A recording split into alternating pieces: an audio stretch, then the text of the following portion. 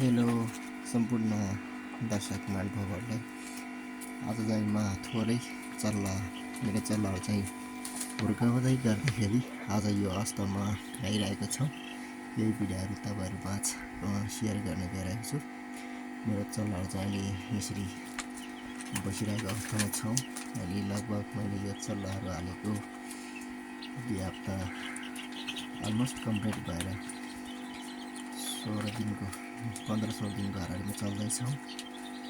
र मैले यो चल्ला हाल्दै गर्दाखेरि ब्रिडिङ गर्दाखेरि मैले कस्तो समस्याहरू भोग्यो भन्ने कुराहरू र कसरी हुर्काएँ, कस्तो म्यानेजमेन्टहरू कस्तो व्यवस्थापनहरू गरेँ भन्ने कुराहरू तपाईँहरूमाझ सेयर गर्ने गइरहेको छु।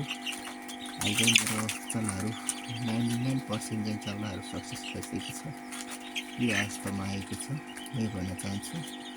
किनभने यो हामीले चल्ला ब्रिडिङ गर्नको लागि विभिन्न किसिमको उतार चढावहरू भोग्नुपर्ने हुन्छ। त्यही कारणले गर्दाखेरि अहिलेसम्म मेरो चल्लाहरूलाई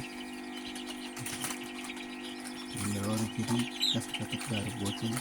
अहिले चल्लाहरूलाई मैले अब 2वटा भ्याक्सिन पनि चलाइरहेको अवस्थामा छौँ। अब कतिपय कुराहरू चाहिँ हामीले अब अझै पनि यो चल्ला योसम्म त आइपुग्यो, अझै पनि लामो समयसम्म यिनीहरूलाई निरन्तर धैर्यता मिहिनेत त दिनुपर्ने छ। तर पनि त्यो अवस्थासम्म कस्तो रिजल्ट आउँछ भन्ने कुरा चाहिँ हामीले ग्यारेन्टी छैनौँ। किन भन्दाखेरि हामीले चल्ला त हुर्कायो, अहिले यिनीहरूको जाडोदेखि चाहिँ मेन्टेन त गऱ्यौँ, तर यो अन्डा पार्नेसम्म यो कुखुराहरूले कति दाना खान्छ, कस्तो म्यानेजमेन्ट कस्तो व्यवस्थापनहरू गर्नुपर्छ भन्ने कुरा पनि हामीले यो चल्लाहरूले चाहिँ निरन्तरता दिनु नै बाँकी छ। र भोलि के हुन्छ भन्ने कुरा कसैले पनि बताउन सक्दैन। के हुन्छ भन्ने कुरा त्यो भनेको दिन अब समयले जाने चिज हो, समयसँग तान्नुपर्ने चिज हो। समयले अब निरन्तरता यो चल्ला अवश्य देखाउने छ यो भन्न चाहन्छु। किनभने अब कतिपय साथीहरूले त अब चल्ला त हुर्क्यो अब भन्ने जस्तो सोच हुन्छ, तर यो चल्ला हुर्क्यो भन्दैमा हामीले त्यो कस्तो गर्नुपर्छ भने अब हिजो गर्नु चाहिँ हुँदैन। सानो थोरै गल्तीले पनि हामीले ठुलो घटना निम्ताउनु पर्ने हुन्छ। त्यही कारणले गर्दाखेरि अझै पनि यो चल्लाहरू त हुर्क्यो, यिनीहरूले जाडोबाट मेन्टेन त गऱ्यो, तर भोलि यो अन्डा पार्ने समय यिनीहरूले कस्तो हुँदैछ भन्ने कुरो चाहिँ हामीले अझै पनि देखेको छैन यही भन्न चाहन्छु। त्यही कारणले गर्दाखेरि म सम्पूर्ण दर्शक महानुभावहरूले चाहिँ अब कतिपय कुराहरू चाहिँ अब हामीले धेरै नै सोच विकास गरेर अगाडि बढ्नुपर्ने कुराहरू देखिन्छ। त्यही कारणले गर्दाखेरि अहिले मेरो चल्लाहरूको ब्रिडिङ गर्दाखेरि यो अवस्थामा त आइपुग्यो। अब कतिवटाले भन्छ अब यो ब्रोइलर जस्तो होइन, अब ब्रोइलर भइयो अब लगभग मेरो 15 दिनमा त अब लगभग 1.5-2 केजी समथिङमा जानुपर्ने हो। तर यसले यस्तो चल्लाहरू अन्डा पार्ने कुखुरा लामो समयसम्म यिनीहरूलाई चाहिँ व्यवस्थापन मेन्टेन गर्नुपर्ने हुन्छ। त्यही कारणले गर्दाखेरि हामीले हेल्चेक गर्नु हुँदैन। धेरै कुराहरू चाहिँ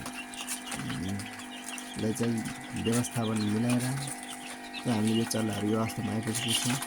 अब केही समयपछि मैले तपाईँहरूलाई अन्डा पार्नेसम्मदेखि यिनीहरूको चुच्चो काट्नेदेखि लिएर विभिन्न किसिमका भ्याक्सिनहरू चलाउनु पर्ने हुन्छ। किन भन्दाखेरि हामीले यो भ्याक्सिनहरू चलाएन भने चुच्चोहरू काटेन भने भोलिको दिन चाहिँ अन्डा खाने, यिनीहरू ठुङ्गाठुङ गर्ने, जुत्ने अनि मर्ने सम्भावना बढी भइसकेको कारणले गर्दाखेरि हामी यिनीहरूलाई अझै पनि धेरै कुराहरूमा ख्याल गर्नुपर्ने हुन्छ, म्यानेजमेन्ट गर्नुपर्ने हुन्छ। किनभने हामीले ब्रोइलर जस्तो हुँदैन, यिनीहरू चाहिँ अब भोट उडेर एकापसमा ठुङ्गाठुङ गर्ने, जाँगर गर्ने जस्ता कुराहरू रिस एकअर्कामा पोखिने हुन्छ। किन भन्दाखेरि यो चल्लाहरू चाहिँ अब ब्रोइलर जस्तो एक कुनामा बसेर जाने, यिनीहरू त्यसको बसिँदैन, यिनीहरू चाहिँ उठ्ने, मातिने, भुल तर्सिने विभिन्न किसिमका व्यवस्थापनहरू हामीले पाल्दा चाहिँ देखिनुपर्ने हुन्छ। त्यही कारणले गर्दाखेरि हामीले आज समय पनि भयो भिडियोहरू पनि बनाउन सकिरहेको अवस्थामा छैनौँ, किनभने मलाई आजभोलि समयको व्यस्तताको कारण म समयसँग निरन्तरता राख्न नसकेको कारण तपाईँहरूमाझ भिडियो आउन नसकेको मुख्य कारण चाहिँ यो चल्लाहरूलाई म्यानेजमेन्ट गर्दै जाँदाखेरि यो चल्लाहरूलाई ठाउँहरूको व्यवस्थापन गर्दै खेर्दाखेरि मैले तपाईँहरूबाट भिडियो आउन नसकेको कारण हो।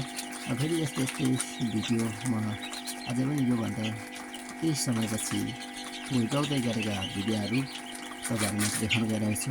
अहिले यो चल्लाहरूको कलर पनि सेतो हुन गइरहेको छ।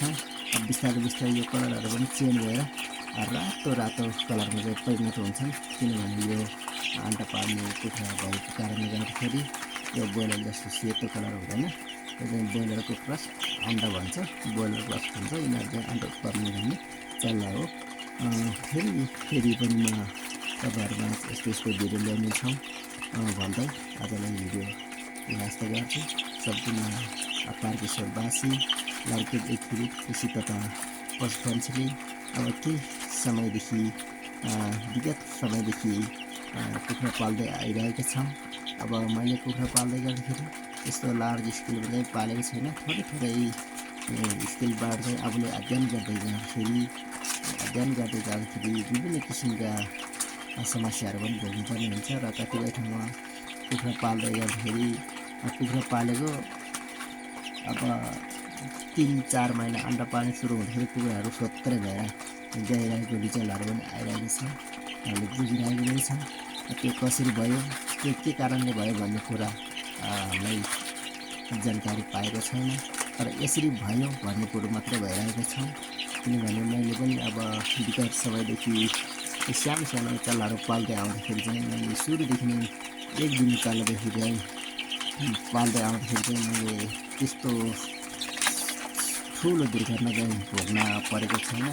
तर पनि धेरै ठाउँमा रिजल्टहरू सुन्दाखेरि चाहिँ 1 लाखमै हालेको 4% कुखुरा सोत्रै भएर मऱ्यो अन्डा दिने बेलासम्म भनेर 15-20 लाखको लगानी पनि बिग्यो हुने गुनासोहरू आइरहेको छ। त्यही कारणले गर्दाखेरि मेरो चाहिँ खोरमा यो अहिले धेरै चल्लाको छैन, लगभग 200 हाराहारी छ।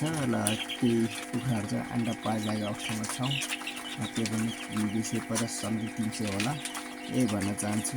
र मेरो खोर चाहिँ लगभग तल्लो र माथि गरेर तल गरेर मैले कुखुरा पालिरहेको अवस्थामा छौँ। त्यही कारणले गर्दाखेरि अहिलेसम्म त्यस्तो समस्या चाहिँ मेरो ठाउँमा आएको छैन, यही भन्न चाहन्छु। हस्, धन्यवाद।